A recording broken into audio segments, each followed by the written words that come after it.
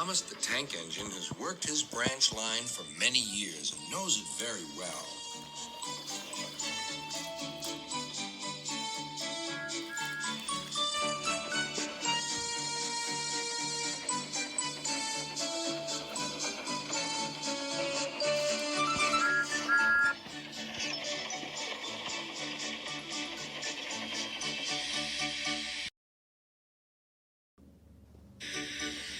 You know just where to stop, Thomas, laughed his driver. You could almost manage it without me. Thomas had become conceited. He didn't realize his driver was joking. Later, he boasted to the others. Driver says I don't need him now. Don't be so daft, snorted Percy. I'd never go without my driver, said Toby earnestly. I'd be frightened. Huh, boasted Thomas. I'm not scared. You'd never dare. I would then. You'll see. The next morning, the firelighter came. Thomas drowsed comfortably as the warmth spread through his boiler. Percy and Toby were still asleep. Thomas suddenly remembered. Silly stick in the muds, he chuckled. I'll show them. Driver said I could manage without him. I'll just go out and then I'll stop and whoosh. That'll make them jump. Thomas thought he was being clever, but really he was only moving because a careless cleaner had meddled with his controls. He soon found his mistake. He tried to whoosh, but he couldn't. He tried to stop, but he couldn't. He just kept rolling along. He didn't dare look at what was coming next.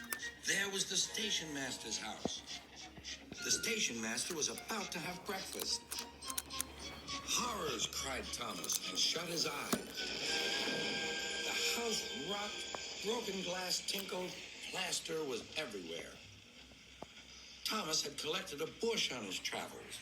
He peered into the room through its leaves. He couldn't speak. The station master was furious. His wife picked up her plate. You miserable engine!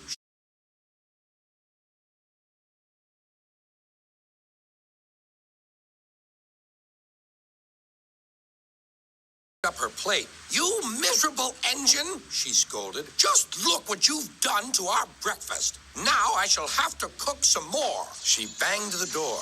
More plaster fell. This time it fell on Thomas. Thomas felt depressed.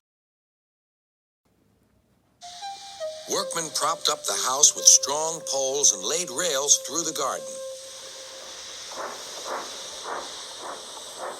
Then, the Scottish twin engines Donald and Douglas arrived.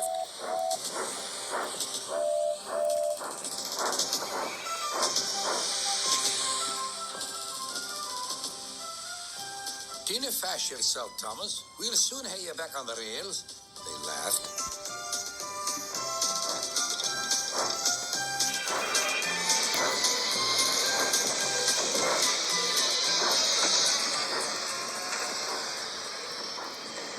Donald and Douglas, puffing hard, managed to haul Thomas back to safety. Bits of fencing, the bush, and a broken window frame festooned his front, which was badly twisted. The twins laughed and left him.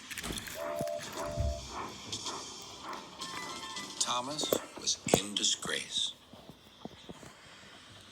There was worse to come. You're in a lot of trouble, Thomas. I know, sir. I'm sorry, sir. Thomas's voice was muffled behind his bush. You must go to the works and have your front mended. It will be a long job. Yes, sir. Meanwhile, a diesel rail car will do your work. A diesel, sir? Thomas spluttered. Yes, Thomas. Diesels always stay in their sheds till they are wanted. Diesels never gallivant off to breakfast in station masters' houses.